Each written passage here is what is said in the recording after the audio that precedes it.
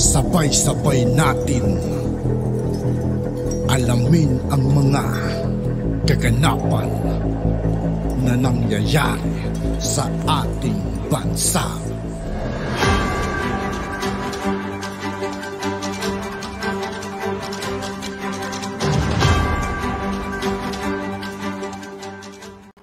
Yo, what's up mga kaibigan? This is I2K po again. Ngayon nandito naman ulit tayo sa channel ni Pinas News Insider. Dito naman ulit tayo magbibigay ng komento at reaksyon. Kaya samahan nyo, guys. Let's go!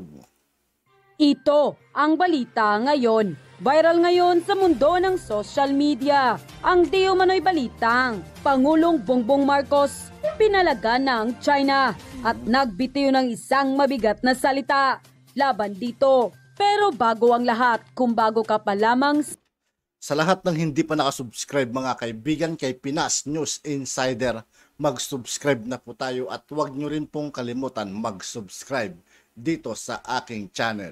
Sa aming channel, please huwag kalimutang mag-subscribe at i-click ang notification bell para mas maging updated ka palalo sa lahat pa ng bagong video na i-upload namin. At ito na nga mga kababayan, sa ginanap na Asian Summit sa Jakarta, Indonesia, Pangulong Bongbong Marcos ginulat ang lahat. Buong tapang at kalmado nitong ipinahayag sa ASEAN leader ang mainit na usapin sa West Philippine Sea. Ayon kay Pangulong Bongbong Marcos, hindi dapat mamayani ang sinumang nais guluhin ang kapayapaan sa rehiyon para sa pansariling kapakanan at dapat pumalag ang ASEAN na mapasailalim ang international order sa pwersang ginagamit para dominahin ng kahit na sino man ang South China Sea. Pinabulaanan din ni Pangulong Bongbong Marcos na ang pinagmula ng hindi pagkakaunawaan sa South China Sea ay ang nagbabanggaang dalawang makapangyarihang bansa. Nagbigay din ng Pangulo ng pinakamatindi nitong banat. Malayo pa sa katotohanan ang pangarap ni Pangulong Bongbong Marcos na maging maayos ang usapin sa West Philippine Sea dahil isa ang Amerika na kilalang kaalyado ng Pilipinas. Nakakalungkot ayon kay Pangulong Bongbong Marcos dahil nanatili ang gulo sa South China Sea. Gayunman, nilinaw ng Pangulong Marcos na hindi gulo ang hanap ng Pilipinas kundi ang maayos na resolusyon sa problema. At nangako naman ang Pangulong Bongbong Marcos na patuloy na isusulong ang mapayapang pagresolba sa anumang usapin sa rehiyon. Samantala, hindi naman mapigilan ng marami sa ating mga kababayan na magbigay ng kanilang hinaing at komento sa mundo ng social media. At ayon pa sa kanila, ganyan ang isang leader ng bansa, mayroong matigas na paninindigan para sa kapakanan ng kanyang mamamayan at bansa. Mabuhay ka PBBM, mabuhay ang bansang Pilipinas. Sa atin ang Philippine Sea, dapat lang huwag ipaangkin sa iba. Ipaglaban natin ang ating karapatan, sariling atin. Huwag hayaang angkinin ng iba. Hindi tayo... Ano kaya pakiramdam ni Robin ngayon mga kaibigan tungkol sa decision ni Pangulong Bongbong Marcos? Ano kaya pakiramdam ni Robin Padilla ngayon? Pababayaan ng ating Panginoong Diyos sapagkat ang ipinaglalaban natin ay atin. Tulungan nawa tayo ng Ama na makapangyarihan sa lahat. Tama yan, dapat panindigan natin ang talagang atin. Sobra na ang China. Kung ano ang maisipang angkinin dito sa parte ng Pilipinas, gusto kanila na talaga. Ipakita din natin na kahit maliit na bansa ang Pilipinas, ang mga Pilipino ay palaban din para ipaglaban ang talagang amin. China, huwag mong angkinin ang hindi iyo. Tama naman po na dapat marisolba ang problema sa West Philippine Sea sa maayos at mapayapang paraan. Pero kung ang China po ay pinipilit ang gusto nilang mangyari na masakop ang halos buong karagatan, palagay ko po di mangyayari na makuha pa sa mapayapang pamamaraan. And ko. So mga sanggay, talagang hindi magugustuhan itong balita ngayon ng China. Nagsasanib puwersa na po ang mga malalakas na bansa para tulungan po ang Pilipinas. Yan po ang ating aalamin ngayon. Ito po yung balita kasi.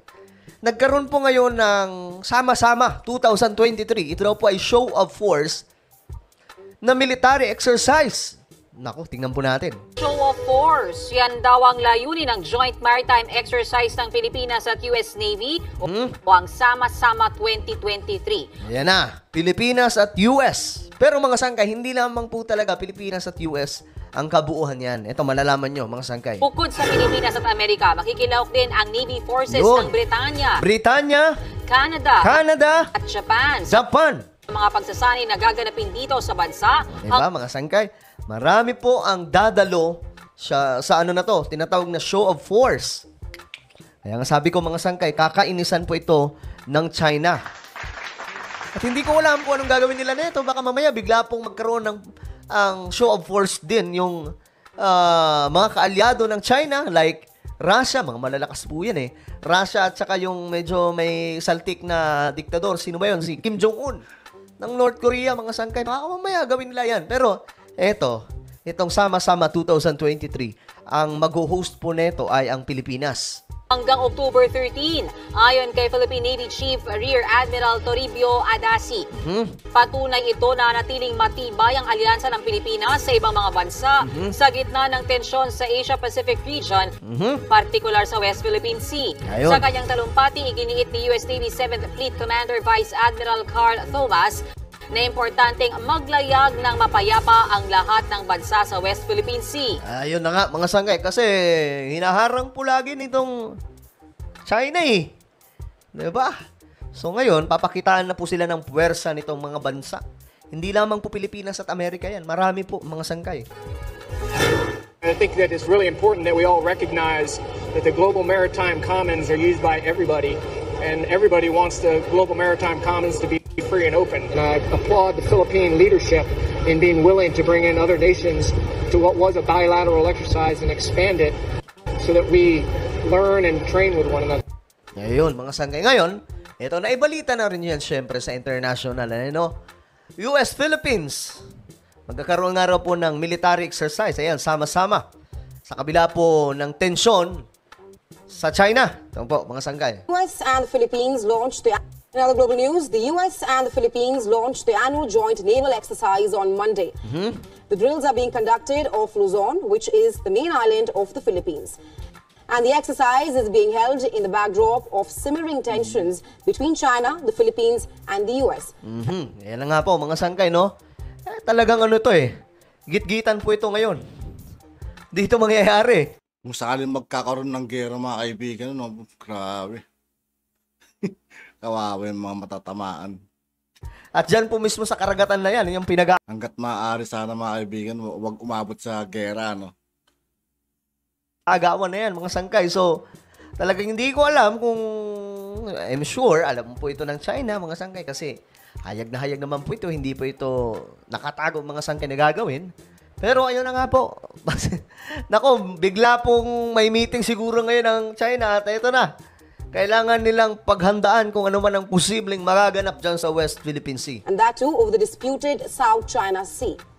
Now, more than 1,000 naval personnel from both the sides are taking part in the annual event. So, yan po, mga sangkay, no?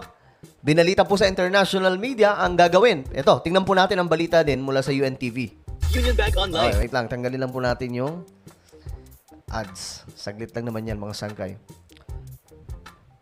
Uy, mabirang mega sardines yan. Wait lang, ha. Sama-sama. Sama-samang babangon muli. Ang pandaigdigang kooperasyon sa depensa at itaguyod ng isang batayang sistema ng pandaigdigang kaayusan, isang bilateral exercise ang binuksan sa pagitan ng United States Navy at Philippine Navy kahapon, October 2. Ayan na nga. Alam ko, maraming may mga ilan po talaga halatang pro, China, no? Pero wala naman po tayong pakialam doon, mga sangkay. Pero sasabihin ko na naman to, pag para sa Pilipinas, kahit magkakaiba po tayo ng pinaniniwalaan pagdating po sa politika, kailangan po nagkakaisa po tayo pagdating na po sa teritoryo ng ating bansa. Pagdating po sa soberanya ng Pilipinas, we must unite for our country. Hindi po yung tipong, naalala ko tuloy yung kwento tungkol kay di ba? General Luna. Nilaglag po siya. Ang kanyang gusto lang namang gawin, sama-samang ipagtanggol ang Pilipinas. Pero pinatumba po siya. Alam nyo na yon kung sino mga sangkay ang sinasabing tinaguriang presidente na nauna sa Pilipinas.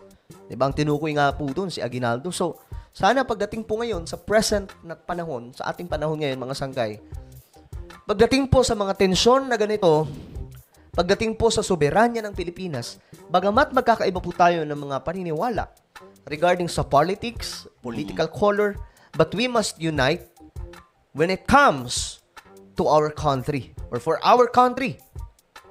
So para po sa Pilipinas, para po sa teritoryo ng Pilipinas, huwag po tayo magkawatak-watak.